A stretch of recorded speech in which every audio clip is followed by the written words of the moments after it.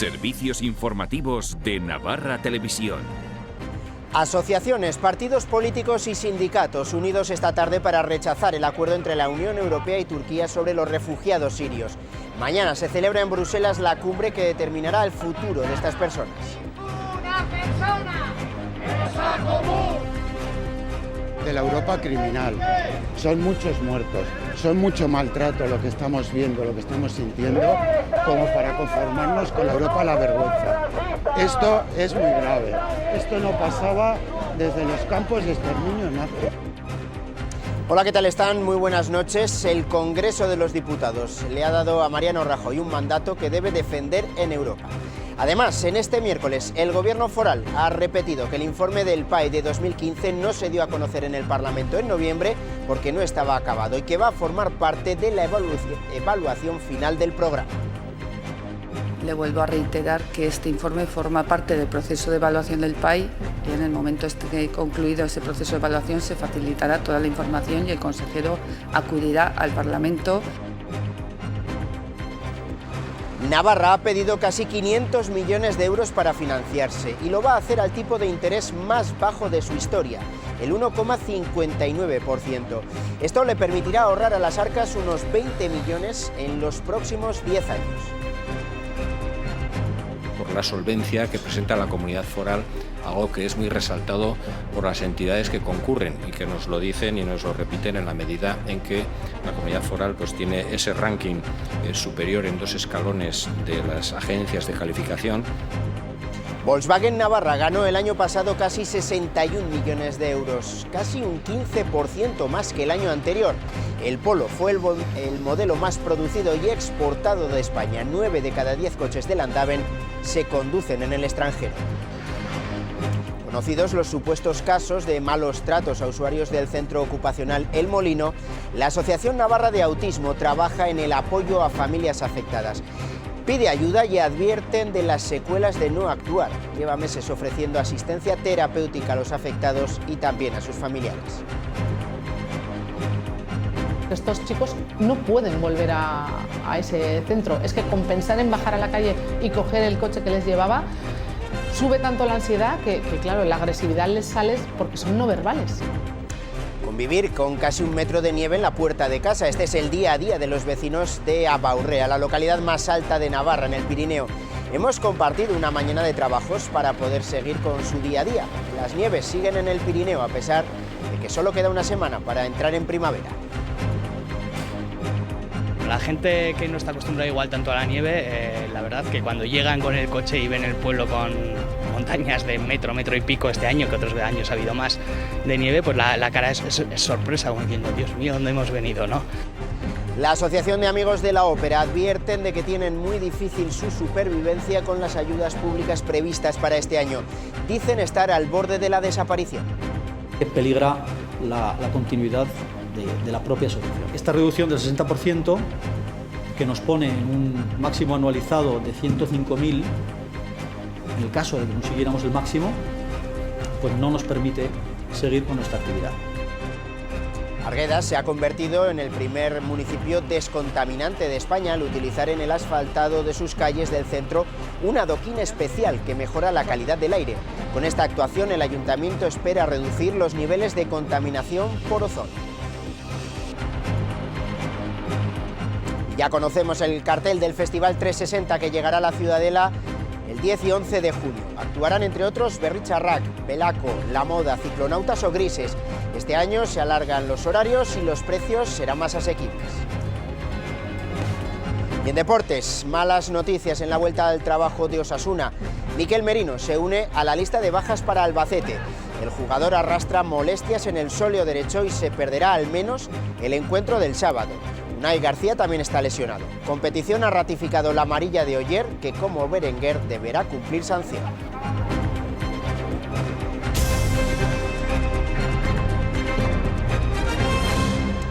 El Gobierno no oculta información sobre el programa de aprendizaje en inglés. Así lo ha afirmado la portavoz, que asegura que el informe desvelado por UPN forma parte de la evaluación del programa y que si el consejero no lo comentó en el Parlamento en noviembre es porque no estaba acabado.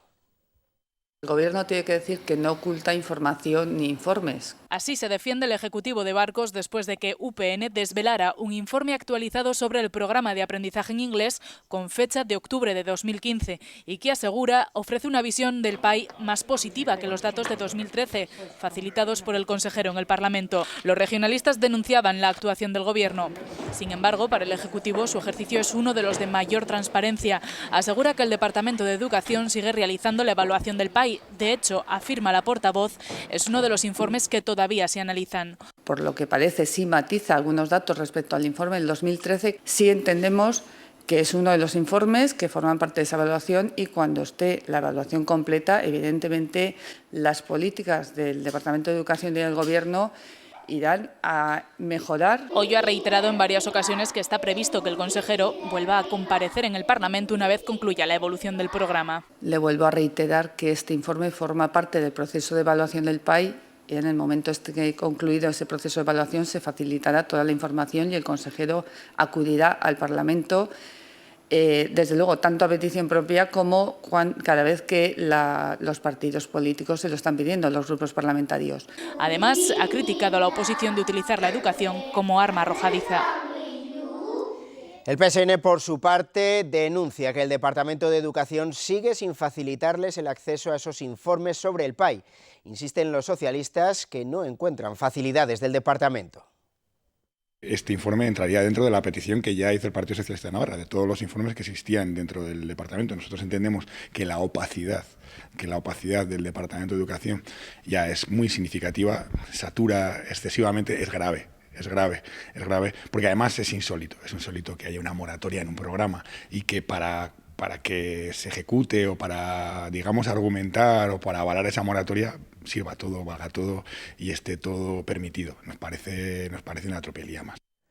El Gobierno de Navarra que va a destinar 5.750.000 euros para financiar 81 centros de 0 a 3 años durante este curso 2015-2016. Este es el primer gasto que se aprueba para la financiación de estos centros de titularidad municipal. La aportación aprobada hoy se completará posteriormente con la financiación de las unidades transferidas de 4 centros y la subvención para otros 9. Navarra va a ahorrar 20 millones de euros gracias al tipo de interés con los que ha cubierto casi 500 millones de financiación. Hacienda ha conseguido que sea al 1,59% de interés en 10 años. El Gobierno ha conseguido una financiación con un tipo de interés que es el más bajo conseguido hasta el momento y, según cree, también el más bajo entre las comunidades autónomas. Ha pedido 494 millones de euros con un tipo del 1,59%. Calculamos que esta reducción del coste de la financiación de la deuda pues puede tener un impacto en términos de ahorro de unos 20 millones de euros en los 10 próximos años, que es el término medio o periodo medio de cancelación de las deudas que tenemos en este momento. El Gobierno ha destacado la confianza de los mercados en la gestión financiera de Navarra, que es la comunidad más resistente según Standard & Poor's.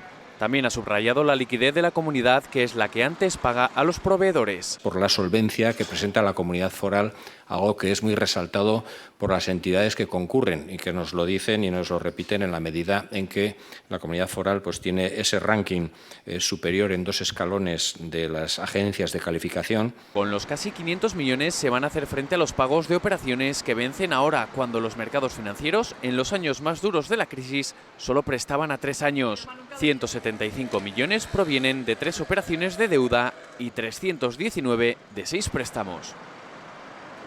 Crecimiento, innovación e internacionalización son los retos de la empresa navarra. Así lo ha dicho la presidenta Barcos en la jornada Nuevos tiempos, nuevos retos para la empresa, organizada por APD y Deloitte. Según la presidenta, todo apunta a que Navarra volverá a crecer en 2016, algo más que la media del entorno más cercano. Una jornada que ha reunido a unos 100 empresarios navarros que han mostrado preocupación por la reforma fiscal que consideran debe ser revisada. El Ejecutivo ha reconocido el valor y la contribución social de los empresarios.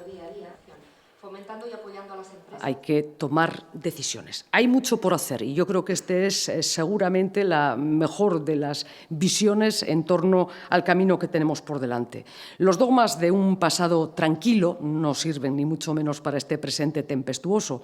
El liderazgo que necesitamos es la capacidad de trasladar la visión de futuro a la realidad del presente. También es el arte de movilizar a otros para que deseen luchar por aspiraciones comunes.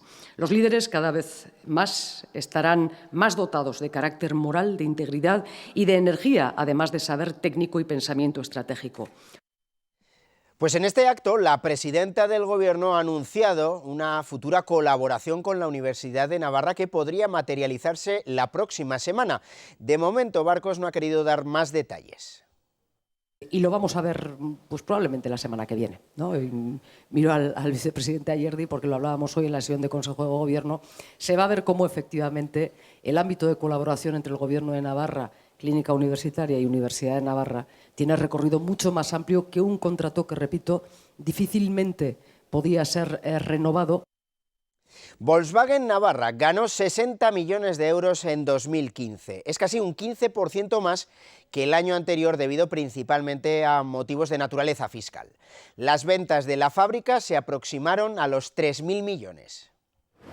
Gracias a las 298.000 unidades fabricadas en 2015 en Volkswagen Navarra, el Polo fue el modelo más productivo y exportado de España. Además, ocupó la tercera posición en ventas en el mercado europeo y repitió un año más entre los 10 coches con más matriculaciones del mercado español. 9 de cada 10 vehículos producidos en la factoría de Landaven se destinaron a la exportación a más de 50 países. Alemania es el primer destino del Polo, seguido de Francia e Italia.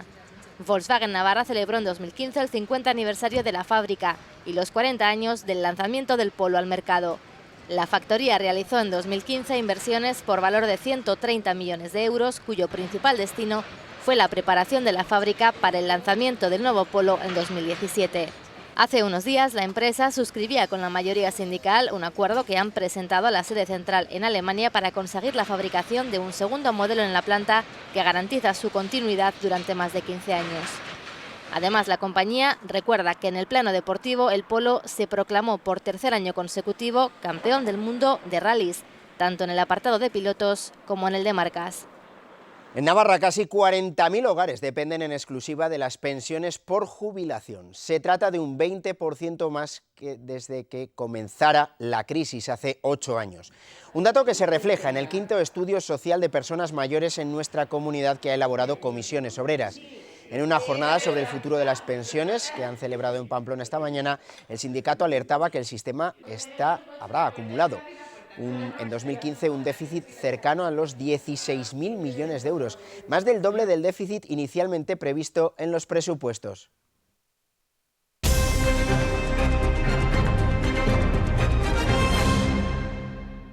Pamplona se ha sumado al resto de ciudades españolas en su rechazo al acuerdo de la Unión Europea y Turquía sobre los refugiados. Políticos de diferentes partidos, sindicatos, ciudadanos y asociaciones de defensa de los derechos de los refugiados se concentraban para exigir al Gobierno central que mañana vote en contra del acuerdo por considerarlo ilegal, inmoral y contrario a los derechos humanos. Con protestas como esta, en muchos puntos de la geografía española han pedido a Europa que dé marcha atrás en un acuerdo que dicen provoca vergüenza. De la Europa criminal. Son muchos muertos, son mucho maltrato lo que estamos viendo, lo que estamos sintiendo, como para conformarnos con la Europa la vergüenza. Esto es muy grave, esto no pasaba desde los campos de exterminio nazi. Yo por lo menos lo siento así.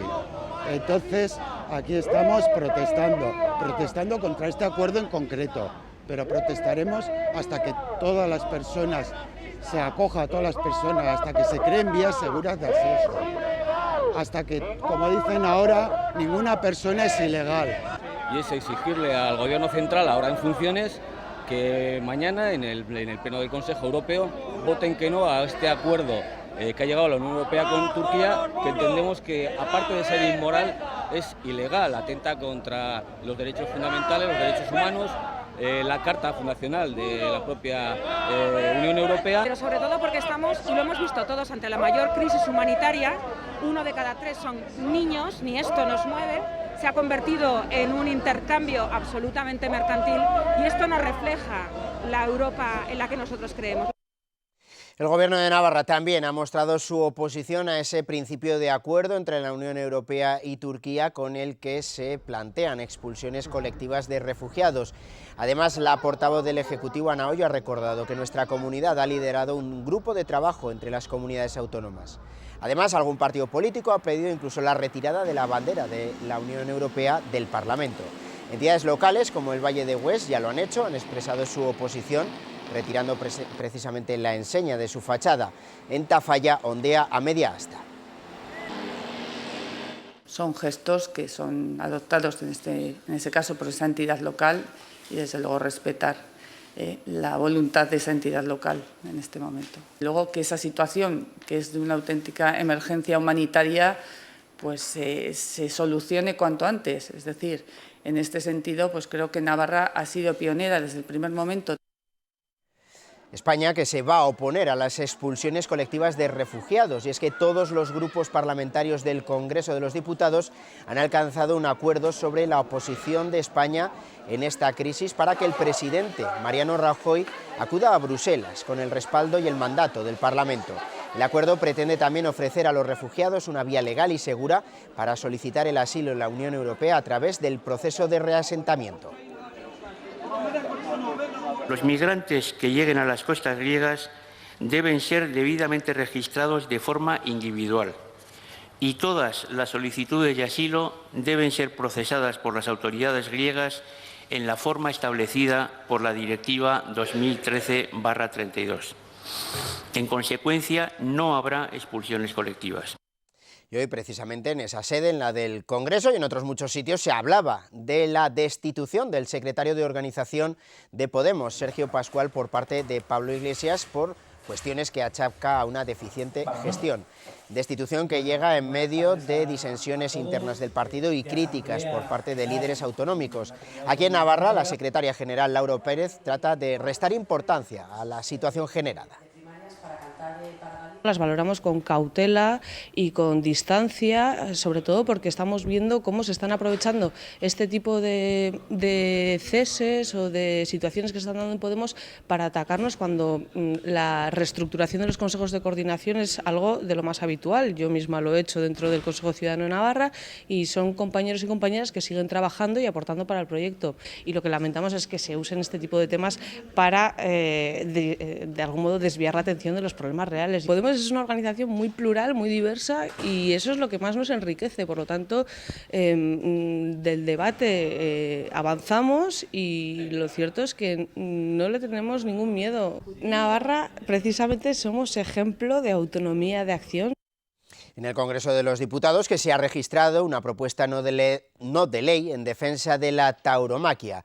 La iniciativa ha partido de los diputados de Unión del Pueblo Navarro, que buscan reconocer el valor y la contribución social, cultural y económica de España. Los regionalistas apuestan por impulsar los trámites que lleven a la inclusión de la tauromaquia en la lista del Patrimonio Cultural Inmaterial de la Humanidad.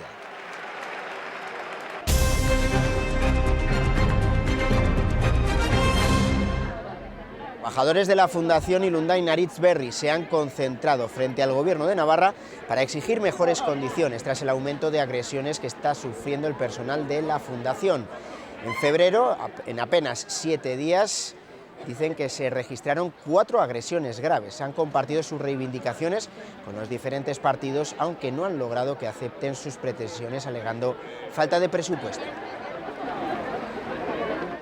Amenazas, insultos y agresiones graves de parte de usuarios y usuarias de los diferentes programas que tenemos, pues bueno, pues eso nos ha llevado a, esa preocupación nos ha llevado a plantear que teníamos que hacer cambios y que teníamos que plantear qué situación estábamos viviendo y sobre todo hacerla conocer, ¿no? Pues que estamos hartos y hartas de ser nosotras y nosotros quienes al final asumimos pues todo lo que conlleva, ¿no? Todas las deficiencias que conlleva la intervención social en Navarra y que es hora de plantear cambios en lo que es la política social, ¿no? ¿Cómo superar un supuesto caso de malos tratos en personas con discapacidad? Eso es lo que están intentando desde la Asociación Navarra de Autismo, que lleva meses ofreciendo asistencia terapéutica a los usuarios del Centro Ocupacional del Molino y sus familias, que han denunciado maltrato por parte de 3 monitores. ¿Podemos superar una situación de maltrato? Depende. Si cognitivamente tenemos esa capacidad, sí. Pero estos chicos no tienen, en muchos casos, cognitivamente esa capacidad. Y va a ser muy difícil que vuelvan a confiar en profesionales. Y en esto lleva meses trabajando la Asociación Navarra de Autismo, ofreciendo asistencia terapéutica a los usuarios y familias del Centro Ocupacional El Molino, que han denunciado supuestos malos tratos por parte de 3 monitores. Y reducir la ansiedad, porque estos chicos no pueden volver a ese centro. Es que con pensar en bajar a la calle y coger el coche que les llevaba, sube tanto la ansiedad que claro, la agresividad les sale porque son no verbales. Y luego hay que tener en cuenta que han sufrido mucho hasta que se ha podido saber el origen. Piden una solución a largo plazo. Una solución a futuro para estos chicos que tienen una vida y total derecho a tener una vida digna y no la que han tenido estos últimos meses. Meses o años, no sabemos. Rellenar el tiempo es muy difícil. Estos chicos a veces se despiertan a las 5 de la mañana y si no tienen un lugar donde ir, no basta con que nuestra psicóloga vaya a casa, que ayuda y mucho. Entre tanto, el centro ocupacional sigue en funcionamiento. Pues los monitores, que sepamos, había alguno de baja, pero siguen, también el gerente. Ya de antemano sabemos que la atención a estos chicos no puede llevarse a cabo por las mismas personas por la situación gravísima de ansiedad en la que se encuentran. Ahora las familias se plantean llevar el caso a los tribunales. En algunos casos por miedo no han llegado a denunciar. Hemos tenido aquí redactada la denuncia y en el último momento la familia, son familias humildes y bueno, pues si tienen miedo y no saben si podrán afrontar las costas judiciales, y solamente ahora cuando ha salido a la luz lo que está ocurriendo en el centro ocupacional es cuando han perdido ese miedo. Desde la Asociación Navarra de Autismo apoyarán en lo necesario a las familias en el caso de que finalmente emprendan acciones legales, y recuerdan que todo lo que se está denunciando se refiere al Centro Ocupacional para Personas con Discapacidad El Molino y no al Colegio de Educación Especial. Los vecinos de Abaurrea Alta llevan casi un mes viviendo entre un manto de nieve. Lo peor parece que ha pasado, aunque muchos tienen que seguir tirando de pala para poder salir de casa. Hoy nos hemos acercado para conocer de primera mano cómo es vivir entre tanta nieve. 1039 metros sobre el nivel del mar, alguno más incluso en este final de invierno. Este es el pueblo más alto de Navarra, donde antes llega la nieve y donde más tarda en irse. Un pueblo en el que el número de buzones equivale al número de caminos que se abren paso entre la nieve. No es fácil ser cartera en Abaurrea Alta, donde la nieve de los tejados puede llegar a unirse con la del suelo. La pala es estos días una herramienta imprescindible para aliviar el peso de los tejados y comunicar las casas con el resto del pueblo. Habilitar caminos para que los clientes puedan llegar sin ningún problema, vamos a echar a comer a las gallinas, a los animales y así. Preparar los fuegos es imprescindible y bueno, pues tener todo a punto para que todo vaya bien. Ellos juegan con un poco de ventaja, son los primeros del pueblo en utilizar una quitanieve manual que aligera mucho el trabajo, gana tiempo para dedicárselo al confort de la casa, un cálido refugio para los amantes del contraste. La gente que no está acostumbrada igual tanto a la nieve, la verdad que cuando llegan con el coche y ven el pueblo con montañas de metro y pico este año, que otros años ha habido más de nieve, pues la cara es sorpresa, como diciendo, Dios mío, ¿dónde hemos venido?, ¿no? Pero la realidad es que una vez que llegan a casa el chip cambia, ¿no? Estos son solo algunos de los inconvenientes de vivir en un lugar donde el invierno se calcula por metros, aunque lo cierto es que la belleza del lugar, la belleza de sus paisajes, supera con creces las dificultades de la nieve. El pasado lunes este camino era intransitable, pero hoy se ha convertido en un bonito paseo. Estos días hasta los gatos tratan de fundirse con la nieve. Todo es un poco más difícil, pero no imposible. Pues estas ramas, como es el domingo, el día de Ramos, pues hemos estado cogiendo. Con los recados hechos, es momento de volver al calor del hogar, eso sí, sin perder ni un momento de vista los paisajes más auténticos de este invierno. La localidad de Argueda se ha convertido en el primer municipio descontaminante de España al utilizar en el asfaltado de sus calles del centro un adoquín especial que mejora la calidad del aire. Con esta actuación, el ayuntamiento espera reducir los niveles de contaminación por ozono. Son adoquines descontaminantes. Están hechos de un material que realiza una función natural parecida a la fotosíntesis de las plantas, eliminando la contaminación de la atmósfera y convirtiendo el gas venenoso en materia sólida e inocua para personas y animales y beneficiosa para la flora. El ayuntamiento apostó por este material para asfaltar una quinta parte de su superficie, una treintena de calles, debido a que en determinadas épocas del año sus niveles de ozono troposférico superan lo recomendable. El ozono troposférico en verano es un problema de contaminación atmosférica, vamos a decir, grave, importante en nuestra zona, en Arguedas y en toda la ribera. Y es un tema recurrente que todos los veranos pues sí que tenemos algún día que los niveles pasan lo recomendable. Cuando acaben las obras, que empezaron en diciembre y terminarán en julio con un coste de 1 millón de euros, la empresa que tiene la patente estima que estos adoquines eliminarán al año el equivalente a la contaminación de 3.000 vehículos. Aquí se está haciendo una actuación que calculamos en unos 7.000 metros cuadrados, luego estaríamos hablando de unos 3.000 vehículos al año de degradación de óxidos de nitrógeno. ¿No? O sea que es una actuación muy importante. Es la primera actuación integral en un casco urbano con este material, de ahí que Arguedas haya sido reconocido como el primer municipio descontaminante de España. Baluarte acoge mañana jueves y también el viernes una nueva edición del Salón Europeo del Estudiante y el Empleo. Se trata de la 10ª edición de esta cita, cuyo objetivo, dicen los organizadores, es mostrar a los estudiantes la oferta formativa que tienen a su alcance y orientarles hacia el empleo local. Este año la feria cuenta con 78 expositores y con el apoyo de los principales centros de formación de Navarra. La entrada es gratuita y está prevista la asistencia de jóvenes que buscan información y orientación para elegir su futuro.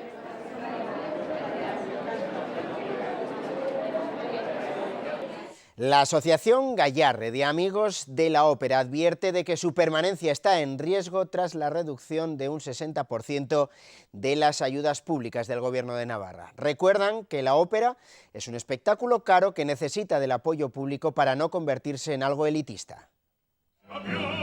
Estas voces podrían apagarse. La Asociación Gayarre Amigos de la Ópera de Navarra hace una llamada de auxilio. Dice estar abocada a su desaparición tras los recortes de partidas recogidos en las subvenciones que el Gobierno de Navarra otorgará este año y que han conocido con el programa en marcha. Nos pilla a contrapié, lógicamente, y ahora mismo pues es cierto, como decíamos en la convocatoria de la rueda de prensa, que peligra la continuidad de la propia asociación.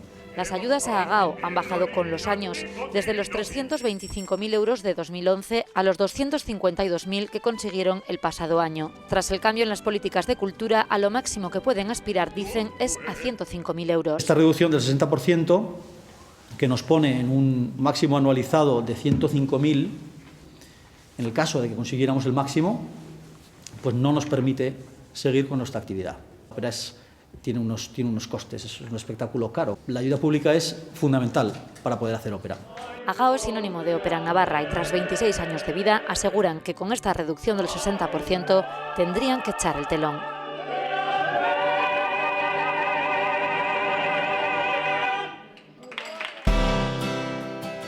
La vida es como un camino, con subidas, bajadas y decisiones con las que eliges tu futuro.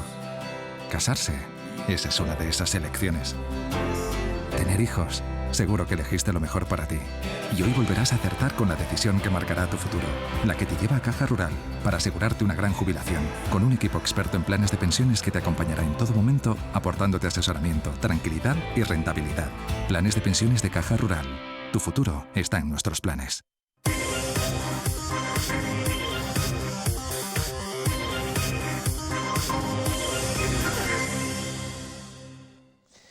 Osasuna ha comenzado a preparar el duelo del Albacete, con el que puede acariciar los 50 puntos para sellar prácticamente la permanencia y pasar al siguiente objetivo, pero ha vuelto a tajonar con malas noticias en forma de lesión.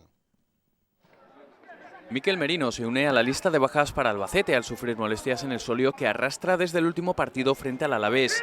Mesa Manuel son las alternativas que se barajan. Venimos de un partido muy positivo, que el equipo la verdad que estuvo muy bien, nos merecimos la victoria y bueno, vamos a Albacete sin pensar en lo que ha pasado atrás y con ganas de conseguir los 3 puntos. Martins podría jugar 6 partidos después, 16 desde su última titularidad allá por finales de noviembre.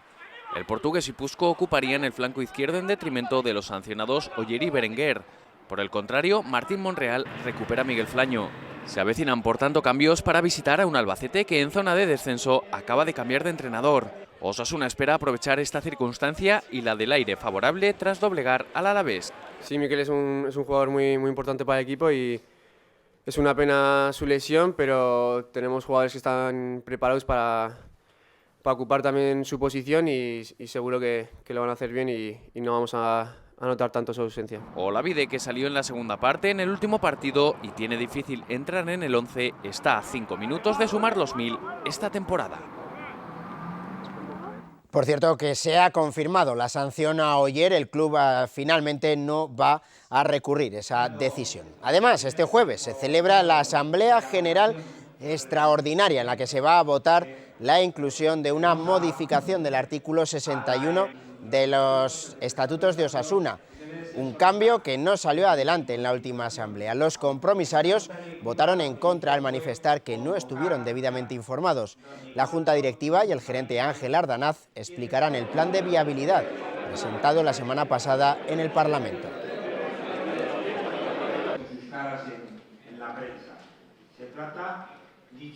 El frontón Labrit de Pamplona va a acoger el sábado el duelo entre los ganadores de la primera jornada en la liguilla de semifinales.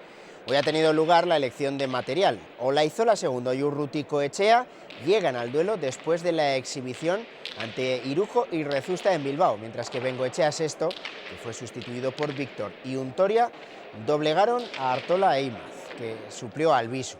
El delantero de Leiza regresa a la competición en esta segunda jornada. El que gane de los dos daría un gran paso de cara a la gran final del Parejas. La vida es como un camino, con subidas, bajadas y decisiones con las que eliges tu futuro. Casarse, esa es una de esas elecciones. Tener hijos, seguro que elegiste lo mejor para ti. Y hoy volverás a acertar con la decisión que marcará tu futuro, la que te lleva a Caja Rural para asegurarte una gran jubilación, con un equipo experto en planes de pensiones que te acompañará en todo momento, aportándote asesoramiento, tranquilidad y rentabilidad. Planes de pensiones de Caja Rural. Tu futuro está en nuestros planes. El niño tudelano Santiago Las Heras, que protagonizará la bajada del Ángel el domingo de Semana Santa en Tudela, realizaba ayer el último de sus ensayos. Comenzó a prepararse en enero para aprender todo el ritual de esta ceremonia que data del siglo XIV. Ensayos que culminaban con el realizado en casa de la familia Gambra Arregui, en el que por primera vez sintió una sensación parecida a la de volar sobre la Plaza de los Fueros colgado de la maroma. El Festival 360 va a celebrar su quinta edición el próximo 10 y 11 de junio en la Ciudadela, con precios más asequibles y algo más de rock. La cita pretende consolidarse en el panorama musical, ampliando además sus horarios. En el cartel para este año, Belaco, Berri-Charrac o La Moda. El Festival 360 llega a la Ciudadela de Pamplona el 10 y 11 de junio, viernes y sábado, 2 días en los que los amantes de la música podrán disfrutar de un festival que cumple ya 5 años. Ahí nos encontrarán al Ayuntamiento apoyando a estas iniciativas, a estas industrias culturales locales y también a los artistas locales, que hoy tenemos una representación. El viernes 10 de junio actuarán en la Ciudadela Berri-Charrac, Belaco, La Moda, Ciclonautas, Monte del Oso y DJ Gu. El sábado será el turno de Soel López, Ken Saspi, Maga, Grises, Baobabs, Will Destroy Your Planet y Edu Amu DJ. Un cartel que consideramos muy importante y muy atractivo para ese público que año tras año cada vez conocemos mejor. Este año se ha buscado un cartel con un menor presupuesto para poder ajustar los precios de las entradas. Los abonos se podrán comprar por 25 euros durante un tiempo, después costarán 30 euros de manera anticipada y 35 en taquilla. Las entradas para un día tendrán un precio de 20 euros. Hasta que realmente consigamos consolidar que la gente vaya a la Ciudadela, disfrute del 360 y eso nos permita, con esa cantidad de gente que vayamos adquiriendo en los años, el poder ir cambiando o viendo que otros artistas. Además, el festival ampliará su horario y quieren que el espíritu del 360 trascienda las murallas de la Ciudadela y se extienda por la ciudad. Diario de Navarra presentaba anoche en Sociedad su nueva propuesta digital, DN+. En el acto, que se celebró en el Café Central, expuso las claves de este nuevo proyecto para sus usuarios digitales. Una oferta multidispositivo que incluye nueva imagen de la página web, aplicaciones y alertas. Otra forma, dicen, de leer el periódico. Completa multidispositivo que te acompaña durante todo el día. A primera hora, un podcast con los temas que...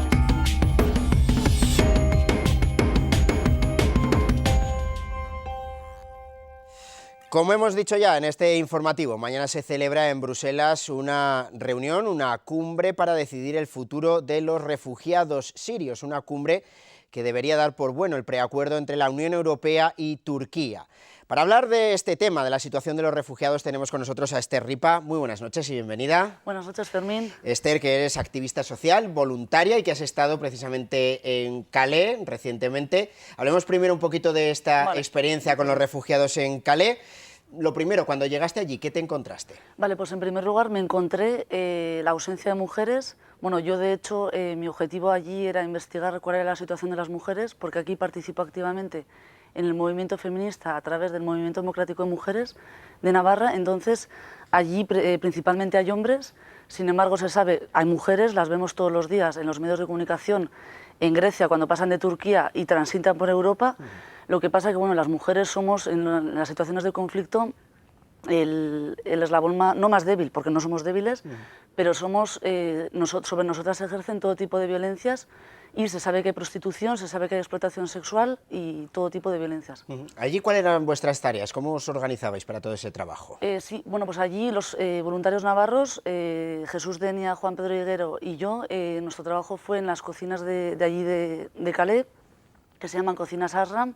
Están gestionadas por voluntarios y voluntarias de Gran Bretaña, hacen una labor fundamental porque fuera del campo de Calais hay un gran almacén donde se recibe toda la ayuda humanitaria y donde de hecho desde aquí, desde Navarra, gracias a la Asociación Humanitaria Navarra en Acción y gracias a Iruña Ciudad de Acogida, se pudo gestionar el envío de un camión de ayuda humanitaria a Calais a finales de enero. También gracias al Ayuntamiento de Pamplona porque ha cedido una bajera en Bustinchuri. ¿Cómo era el trabajo? ¿Con qué materiales contabais? ¿Eran suficientes para atender todo lo que veíais? No, porque en esas cocinas, a pesar del gran capital humano que estaba desplegado de manera totalmente altruista por mucha gente, la gente va allí o vamos allí los días que se puede, en función de nuestra vida personal. Se elaboran 2 comidas diarias a las 11 del mediodía y a las 4 de la tarde y no se llega a más porque no hay suficientes medios, porque a pesar de que hay colectivos y ONGs de Europa que mandan ayuda, pues no es suficiente y solo se pueden ofrecer 2 comidas diarias, cosa que no es suficiente y además esas cocinas en el almacén gestionan el empaquetado de 1.200 raciones diarias que se distribuyen por otras partes del campo, porque en el campo hay una población en torno a 3.000, 4.000 personas, con lo cual esos grupos de activistas británicos cubren a 1.600 personas. ¿Cuál es un poquito el estado de ánimo de esos refugiados que han llegado hasta Calais? Calais está al norte de Francia, que seguramente han iniciado su recorrido en Siria, después de tantos kilómetros de peregrinaje por Asia y por Europa. ¿Cómo los encontráis? ¿En qué estado anímico? Pues el estado anímico es bastante lamentable porque es una población estancada. Muchos se establecieron en verano, pero ahora ya es una población estancada que lleva de media, normalmente hablamos con la gente, 4 meses allí. Su objetivo es llegar a Reino Unido porque muchos tienen familiares allí, hablan inglés todos. En Francia no quieren quedarse, bueno, porque aparte el gobierno francés tampoco los quiere, pero como Reino Unido no tiene políticas de reagrupación familiar, sus familiares no les pueden reclamar. Entonces todos los días desesperados se veía a la noche cómo intentaban cruzar los ferries para ir a Reino Unido o colarse por el Eurotúnel. Yo recuerdo el último día como tres jóvenes iraníes vinieron destrozados a las cocinas de Asram porque habían estado detenidos por la gendarmería francesa, porque cuando los gendarmes les interceptan, pues los detienen. ¿Y vuestra ayuda es comprendida por las autoridades locales, las de Calais, ese contacto que podéis tener con ellos? ¿Ellos también ayudan? Porque claro, al final tener un asentamiento de 3.000 o 4.000 personas, tampoco para una ciudad, una localidad como Calais, debe ser fácil.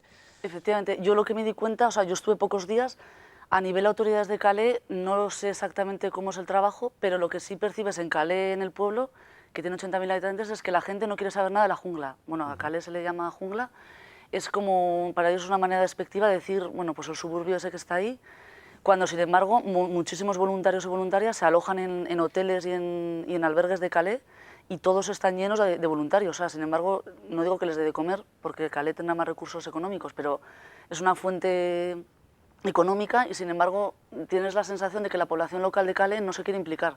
De hecho, vimos a muy pocos franceses o francesas colaborando. La mayor parte era gente de Italia, muchos ingleses, algunos españoles aparte de los navarros y poco más. Decía lo de las instituciones a ese nivel, porque a otro nivel ya estamos viendo cómo están trabajando. ¿Cómo se valora, los que habéis estado en el terreno, este posible acuerdo con Turquía por parte de la Unión Europea? Parece que tenerlos en aquel país, que no pasen por Europa. ¿Cómo lo valoráis? Pues se valora, los movimientos sociales, en especial Iruña Ciudad de Acogida y la Asociación Humanitaria Navarra en Acción, y yo personalmente, se valora en primer lugar que este preacuerdo responde a un juego de intereses geopolíticos, imperialistas y económicos de Estados Unidos, de la Unión Europea y de Turquía. Esto es un tejemaneje de tú me das, yo me doy. Nos intercambiamos historias para salir beneficiados económicamente y que acaben perjudicados los de siempre, la clase normal, trabajadora, en este caso los refugiados y las refugiadas. Eso te iba a preguntar, ¿en qué situación puede quedar el refugiado? No sé si habrá diferentes refugiados, no sé si el que ya está, por ejemplo, en Calais, el que ha llegado a Alemania, el que ha podido llegar a España, que sabemos que son poquitos, o el que está todavía en Asia. ¿Cuál sería la situación que se va a encontrar a partir de ahora cada uno si se aprueba finalmente este preacuerdo? Pues claro, en primer lugar se entiende, o por lo menos yo lo que tengo entendido, que el canje que va a haber de refugiados desde la Europa continental a Turquía y viceversa, porque la Unión Europea dice que los que ya están en Turquía, o sea, acogería a una parte, no tiene sentido en absoluto. Es en teoría sobre los refugiados sirios y sirias, con lo cual este preacuerdo hace que haya refugiados y refugiadas de segunda clase. Cuando muchos son de Siria, pero muchos son de Afganistán, de Irán, de Irak y de muchos otros países. Y además, bueno, yo, en mi opinión, desde luego, devolverlos a Turquía es una brutalidad, porque Turquía no es el garante de ningún tipo de democracia. Después de la Primera Guerra Mundial, Turquía se presupone, desarrolló un Estado laico.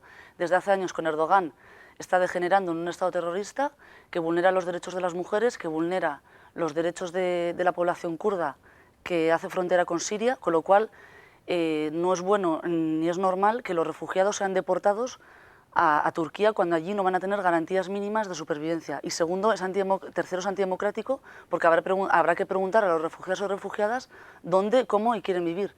Y de hecho, bueno, voy a permitirme la licencia de leer dos artículos, el 18 y el 19 de la Carta de Derechos Fundamentales de la propia Unión Europea del año 2000, los cuales en sí mismo este preacuerdo vulnera y viola la propia Carta de Derechos Fundamentales de la Unión Europea, la cual en su artículo 19 prohíbe taxativamente las expulsiones colectivas y dice que nadie podrá ser devuelto, expulsado o extraditado a un Estado en el que corra riesgo de ser sometido a la pena de muerte, a la tortura o a otras penas o tratos inhumanos o degradantes.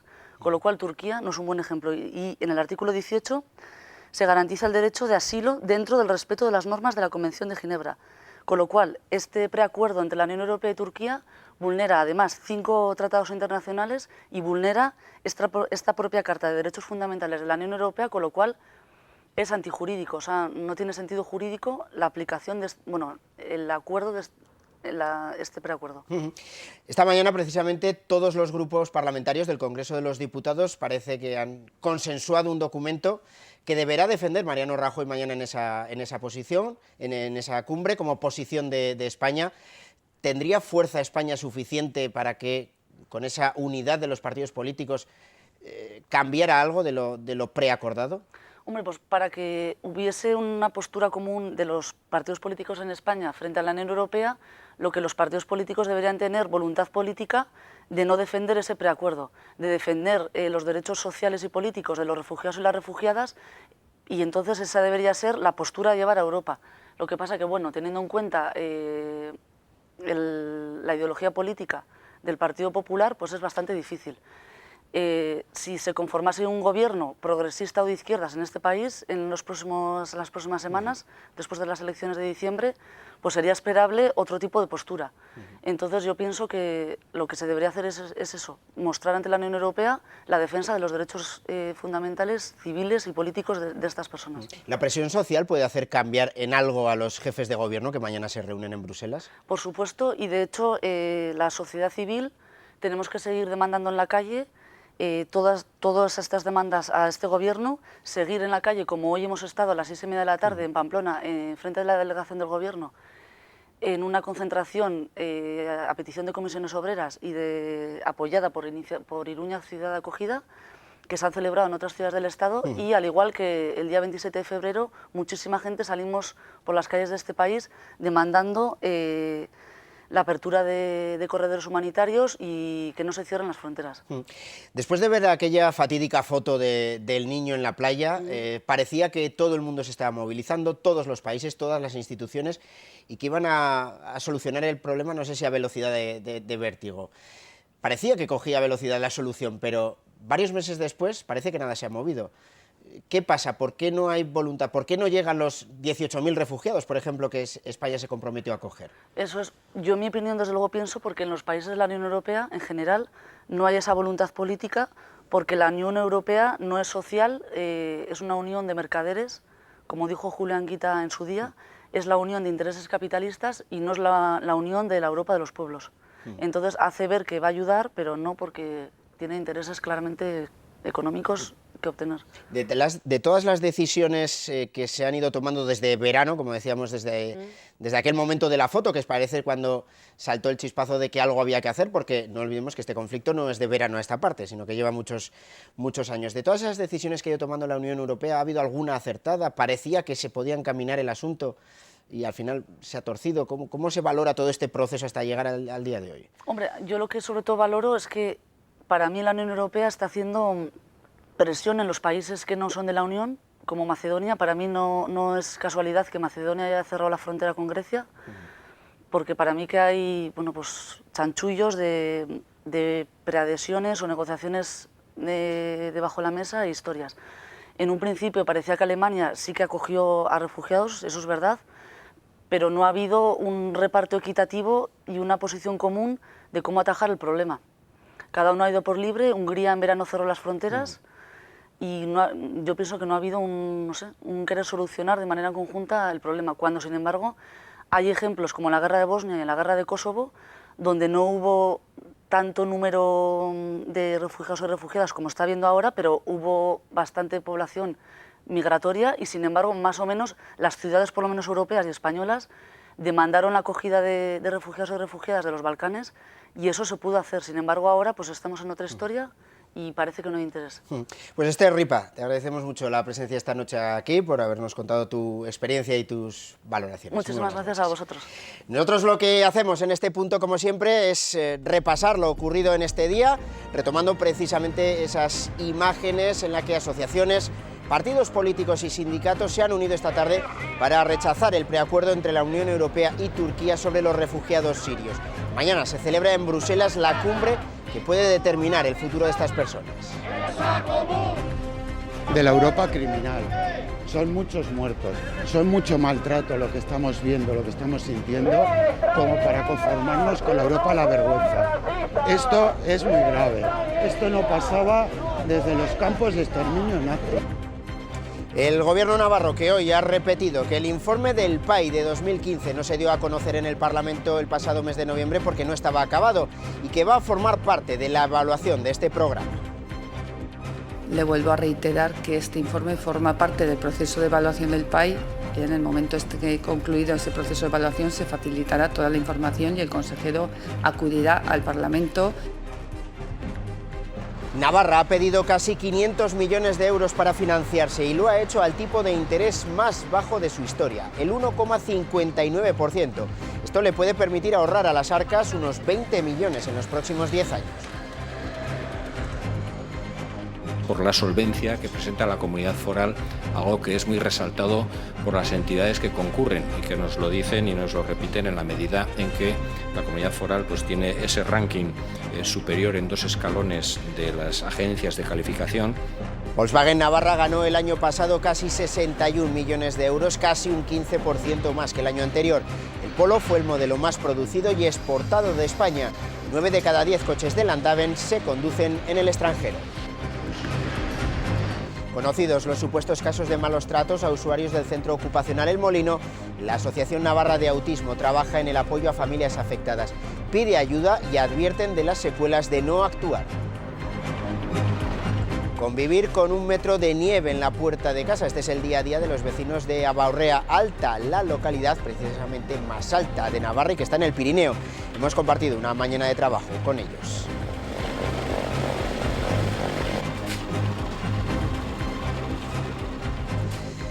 Y hoy nos vamos a marchar, lo vamos a hacer con fotografías, con las obras presentadas al concurso Mirar la Arquitectura del Colegio Oficial Vasco Navarro. Mañana a las 2 de la tarde, más noticias. Muy buenas noches.